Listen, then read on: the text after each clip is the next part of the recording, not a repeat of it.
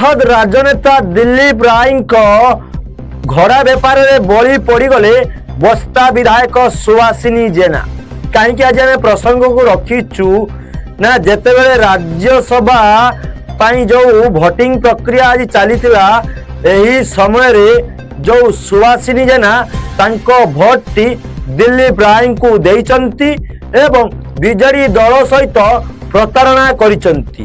ତ ଏଠି କହି ରଖିବା ପାଇଁ ଆମେ ଚାହୁଁଛୁ କୋଉଠି ନା କୋଉଠି ସୁଭାଷିନୀ ଜେନା ବିଜୁ ଜନତା ଦଳ ସହିତ ରହି ବିଜୁ ଜନତା ଦଳର ନବୀନ ପଟ୍ଟନାୟକଙ୍କୁ ଧକ୍କା ଦେଇଛନ୍ତି।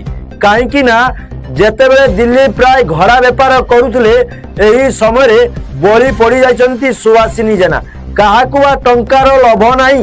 ତ ସେଥିପାଇଁ କୁଆଡ଼େ ବିଶେଷ ସୂତ୍ରରୁ ଖବର ମିଳୁଛି ସୁଭାଷିନୀ ଜେନା 10 କୋଟି ଟଙ୍କାରେ ତାଙ୍କ ଭୋଟଟିକୁ ବିକ୍ରି କରିଛନ୍ତି। ତ ଏଠି ଯାହା ଜଣା ପଡୁଛି ଯେ ସୁଭାଷିନୀ ଜେନା 10 କୋଟି ଟଙ୍କାରେ ଦିଲ୍ଲୀପ ରାୟଙ୍କ ପାଖରେ ବିକ୍ରି ହେଇଯାଇଛନ୍ତି। ତ ଦିଲ୍ଲୀପ ରାୟ ହେଉଛନ୍ତି ଘୋଡ଼ା ବେପାରରେ ପୁରା ମାହିର। ସେ ପୋଖର ରାଜନେତା। ସେ ତାଙ୍କ ଆଗରେ କୌଣସି ରାଜନୀତି ତୁଚ୍ଛ ନୁହେଁ। ତ ସେଥିରେ ବଳି ପଡ଼ିଗଲେ ସୁଭାଷିନୀ ଜେନା। ଯେତେବେଳେ କିଛି ଦିନ ପୂର୍ବରୁ ସୁଭାଷିନୀ ଜେନାଙ୍କ ସ୍ୱାମୀ ରବୀନ୍ଦ୍ର କୁମାର ଜେନା ବିଜେପି ଦଳରେ ସାମିଲ ହୋଇଥିଲେ ବିଜେଡି ଦଳରୁ ଇସ୍ତଫା ନେଇ ସେହି ସମୟରେ ଜଣା ପଡ଼ିଯାଇଥିଲା ଯେ ସୁଭାଷିନୀ ଜେନା ଆଗାମୀ ଦିନରେ ଦିଲ୍ଲୀପ ରାୟଙ୍କୁ ଭୋଟ ଦେବେ ଏବଂ ବିଜେଡି ସହ ପ୍ରତାରଣା କରିବେ। ସତରେ ଆଜି ଯେଉଁ ସୁଭାଷିନୀ ଜେନା ବିଜେଡି ସହିତ ପ୍ରତାରଣା କରିଛନ୍ତି। କାହିଁକି ନା ଯେତେବେଳେ ରବୀନ୍ଦ୍ର କୁମାର ଜେନା ବିଜେପି ଦଳରେ ସାମିଲ ହୋଇଥିଲେ ସେହି ସମୟରେ ସାମ୍ବାଦିକ ଭାଇମାନେ ସୁଭାଷିନୀ ଜେନାଙ୍କୁ ପ୍ରଶ୍ନ କରିଥିଲେ ଏବଂ ପ୍ରଶ୍ନର ଉତ୍ତର ଦେଇଥିଲେ ସୁଭାଷିନୀ ଜେନା ଯେ ମୋର ସୁପ୍ରିମୋ ହେଉଛନ୍ତି ନବୀନ ପଟ୍ଟନାୟକ। ମୁଁ ବିଜୁ ଜନତା ଦଳର ବିଧାୟକ। ବସ୍ତା ନିର୍ବାଚନ ମଣ୍ଡଳୀର ବିଜୁ ଜନତା ଦଳର ମଙ୍ଗ ଧରିଛି।